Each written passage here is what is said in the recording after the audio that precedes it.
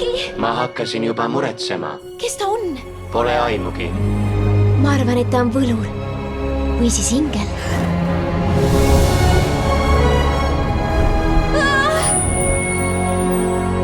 Mis su nimi on? Mina olen Iiris. Arko, kust sa tuled?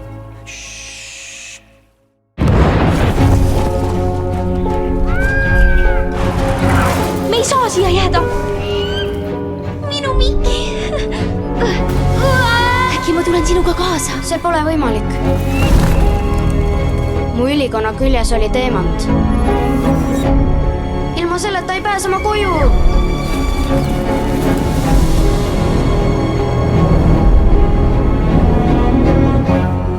Kas sa usud tõesti, et soovid täituvad?